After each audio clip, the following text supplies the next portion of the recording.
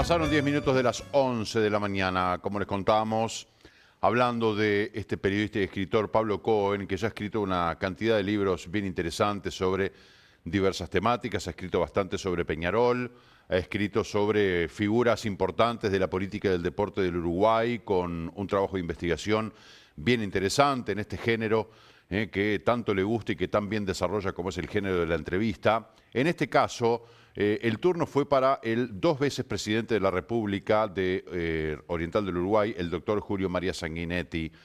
Por eso su libro se llama Habla Julio. Y estamos en comunicación vía Zoom con Pablo. Pablo, ¿cómo estás? Buen día. Estoy muy bien y es un placer estar con ustedes, especialmente con vos, Marcelo. Muchas gracias. Bueno, en este libro, yo el otro día encontré en internet un pedacito de una entrevista que les hizo el director del diario El País, creo que es Martín Martín Aguirre. Aguirre, Y estaba el así doctor es. Sanguinetti y estabas vos. Los vi a los tres y pude escuchar un pedacito a cada uno, pero bueno, fue algo muy breve. Me parece mucho más interesante conversarlo directamente contigo. No Por es supuesto. sencillo escribir sobre una figura tan polifacética como el doctor Julio María Sanguinetti, que además, como vos decías en esa entrevista, lograste entrar en lugares que no son tan conocidos para la gente. Sin duda, Marcelo, el tema ahí fue que durante décadas al doctor Sanguinetti le ofrecieron hacer libros de entrevistas. Él no había aceptado. Esta vez aceptó. Entonces, eso fue para mí una fiesta intelectual, si querés, porque Sanguinetti, antes que un político, a veces lo perdemos de vista en el Uruguay, es un intelectual, ¿no?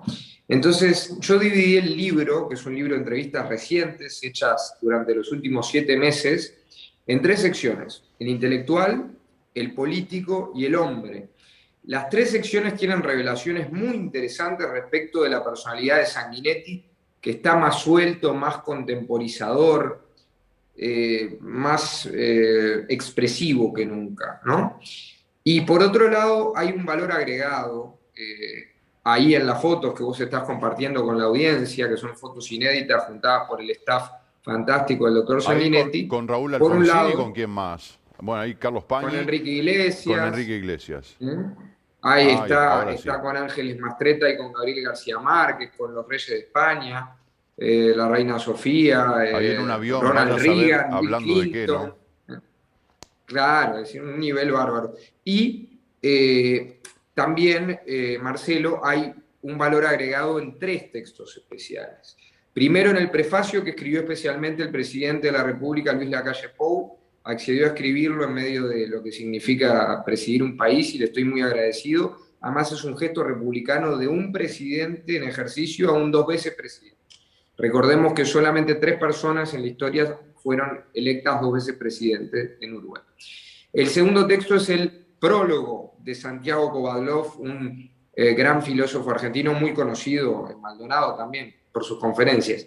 Y finalmente el epílogo de nuestro colega, el analista político de La Nación, a quien conozco por mi trabajo en la Argentina, Carlos Pagni, que verdaderamente vale el libro en el sentido de que hace todo un análisis, partiendo de esas entrevistas que yo hago, de la trayectoria política e intelectual de Sanguinetti. Quiere decir que realmente estas figuras me ayudaron a llegar a buen puerto, ahí lo veo a Carlos, y estoy muy contento. Y te digo más, Marcelo, nosotros que hemos hablado tantas entrevistas que ya no puedo contar cuántas, es la primera vez que me dio melancolía poner el punto final. Me imagino. Porque además, obviamente, todo tiene un límite, ¿no? Vos no podés escribir una enciclopedia o 6 tomos de un libro. La selección del material, de todo lo que tenés, después de grabar las entrevistas, conseguir material gráfico, allí veíamos una foto con Bill Clinton, tenés que decir, bueno, 1 litro cabe en 1 litro. Si yo tengo 1,5 litros de agua, hay medio litro que lo tengo que dejar afuera. ¿Cómo elegís ese medio litro que no va en la botella? Muy buena pregunta, pero no fácil de responder. O sea, vos lo que haces, pensá, el otro día me decían, ¿cuántos meses? Yo decía 7, ¿no? Pero 7 meses y cuántas horas es el tema, ¿no? Muchas horas. Y ahí está el tema. ¿Cómo las separás en unidades temáticas cuando Sanguinetti es una persona, por más que sea versátil? ¿Y cómo elegís lo que queda afuera?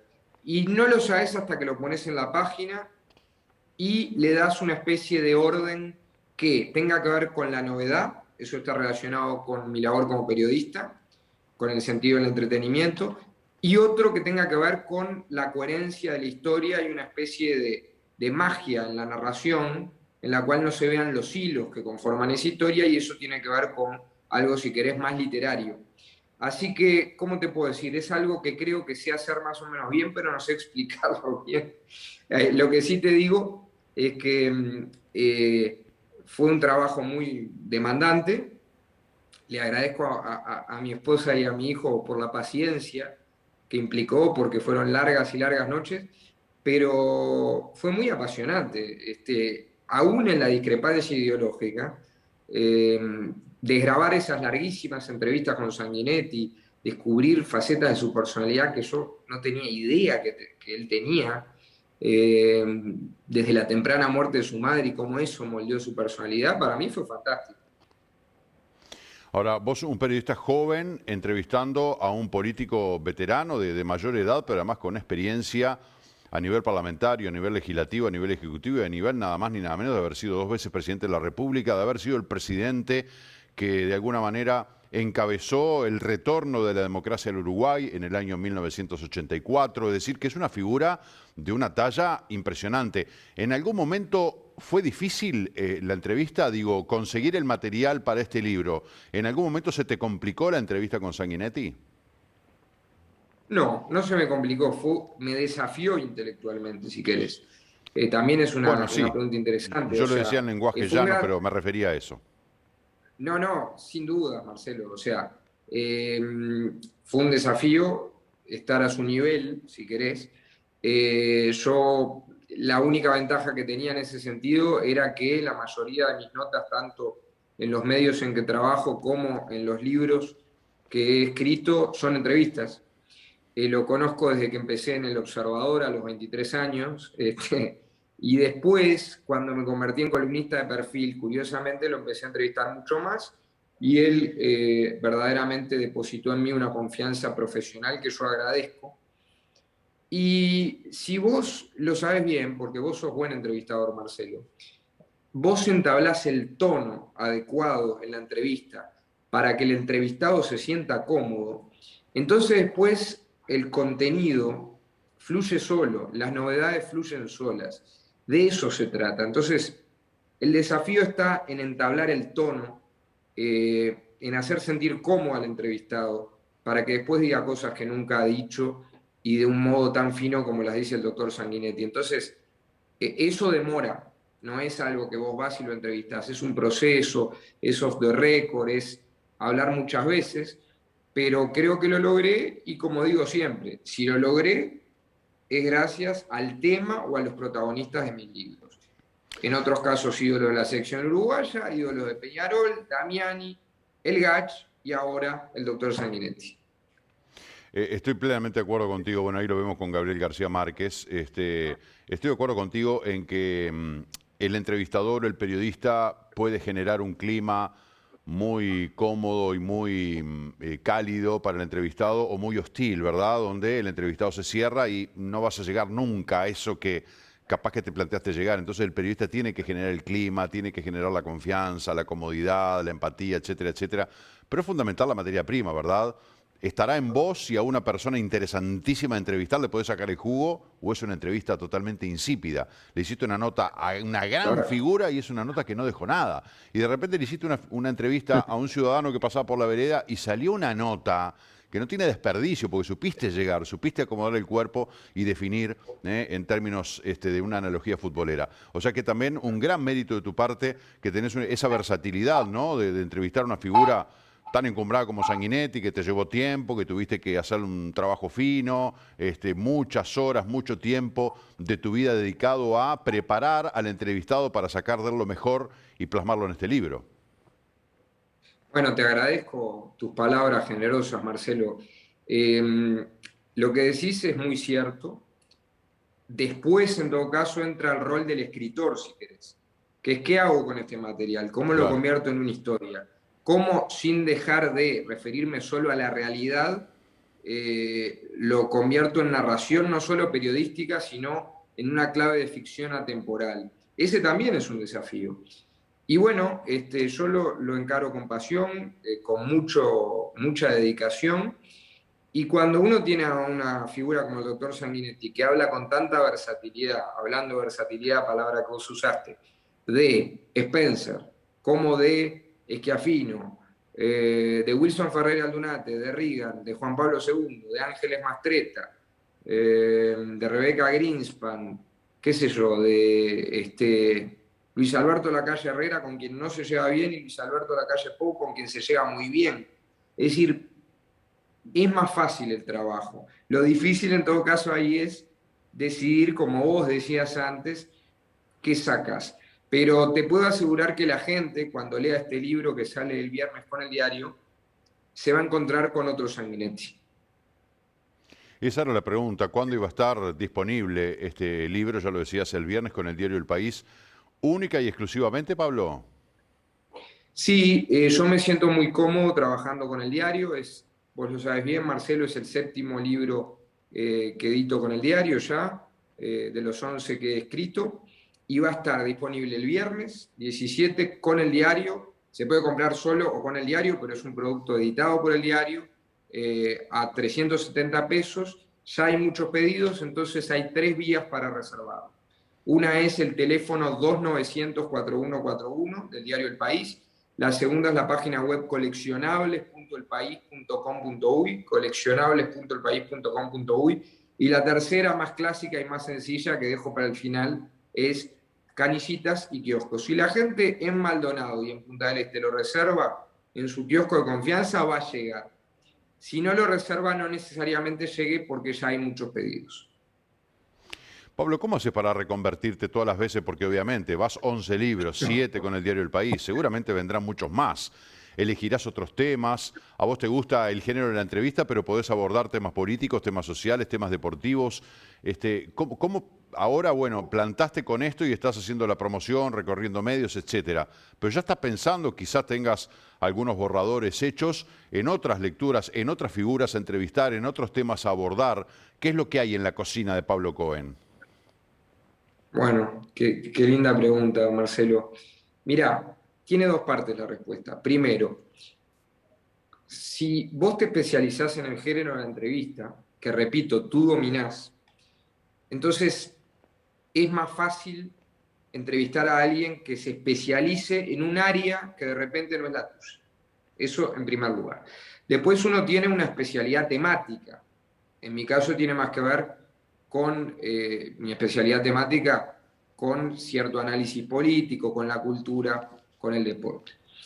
Ahora, la entrevista es un género y escribir es escribir. Entonces, esa es la ventaja. Yo he tenido la suerte de entrevistar a grandes ídolos míos, sin perder el profesionalismo, creo, como Charles Aznavour, José Carreras, Gal Costa, eh, Lilita Carrió, en fin, gente muy variada, y estoy muy contento con eso.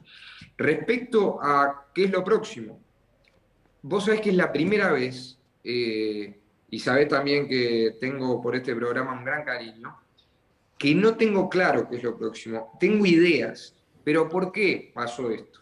Porque el libro del Gach, Todo un país detrás, iba a salir en diciembre del año pasado. El Sí. doctor Rafael Radi me pidió que lo postergara por la situación epidemiológica.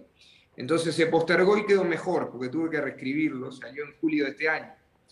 En octubre salió la reedición, a pedido de mi querida amiga Patricia Damiani, de Los Dichos del Contador, que está disponible en todos los hábitats del Uruguay y había sido un gran éxito gracias a la gente. Y ahora, este viernes sale este libro original, Habla Julio Sanguinetti, un espejo del Uruguay en primera persona. Entonces, ¿qué pasó con eso, Marcelo? Fue un cúmulo de trabajo tan grande que hizo que estuviera agotado, pero al mismo tiempo, como fluyó tanto este libro de Julio, el doctor Sanguinetti, y me dio tanto placer la tertulia, la conversación, ese hábito que se ha perdido, no solo en el Uruguay, no tengo claro cuál es el próximo tema. Ahora te diría que estoy disfrutando de este libro y de unas vacaciones que próximamente me tomaré con mi familia. Así que tengo 2 o 3 cosas en mente y prometo públicamente que serás el primero en conocerlas. Te agradezco la deferencia, Pablo, como siempre. Esas vacaciones, me parece que son parte de la negociación por todas esas noches y días y tantos momentos que le has quitado a tu familia en aras de Sí. esto que tanto te gusta. Por lo tanto, hay que compensar y la familia siempre tiene que tener un lugar privilegiado. Por lo tanto, unas lindas y muy merecidas vacaciones. Y bueno, estaremos atentos a lo que se te ocurra porque sos una persona muy inquieta que, más allá de que, bueno, es la primera vez que no tenés nada, pero seguro que si yo abro la puerta de la cocina vacía no está. Le faltará un punto de Claro, maduración o, bueno, más ahí está. adelante, después de este descanso lo abordaré, pero algo siempre hay. Pablo, te agradezco muy especialmente el habernos atendido, es un gusto charlar contigo. Felicitaciones por este nuevo libro y seguramente será un éxito como los anteriores. Marcelo, ha sido un placer, como siempre. El agradecido soy yo. Te mando un abrazo a vos, a Laura, a Victoria, a toda la producción y, por supuesto, a toda la audiencia. Gracias, hasta pronto, Pablo. Hasta pronto. Muy bien, señoras y señores, habla Julio, ¿eh? Yo voy a escribir un libro también que se va a llamar Habla Julio. Yo voy a contar cosas no de Sanguinetti, de otros Julios, que la verdad que no tienen desperdicio. En algún momento les voy a anunciar cuando escriba, el día que yo escribo un libro. 11:26 de la mañana, tenemos que volver con nuestro móvil. Florencia, adelante. Marcelo, así es, como les adelantamos, estamos aquí en la parada 1 de la playa Mansa para que se ubiquen exactamente, capaz que 50 metros antes de lo que es el cartel de la parada 1 de la playa Mansa, la liga de fondo también se puede ver. Y aquí está la gente, socios, autoridades a nivel departamental también, como les adelantamos más temprano, a nivel municipal, en lo que será esta reestructuración, lanzamiento, podemos decir, la reestructuración del monolito de Panatlón Maldonado Punta del Este, que allí está tapado por la bandera, así que en vivo vamos a presenciar cómo sacan esta bandera, digamos, para mostrar cómo es que quedó este monolito y después ya estaremos charlando con las autoridades sobre este tema. Si ya pueden hacer la presentación, a ver cómo quedó.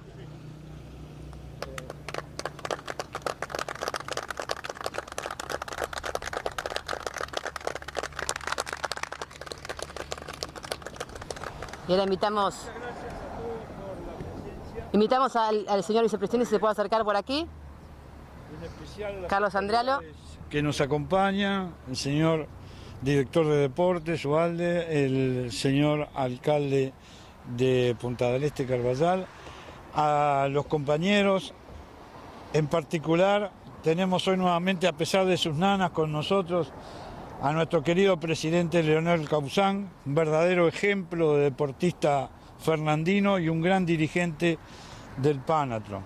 Agradecerle también al matrimonio Morín y al matrimonio de León, que se han preocupado en mantener este monumento que se inauguró en 1994 por nuestro querido y recordado presidente José López.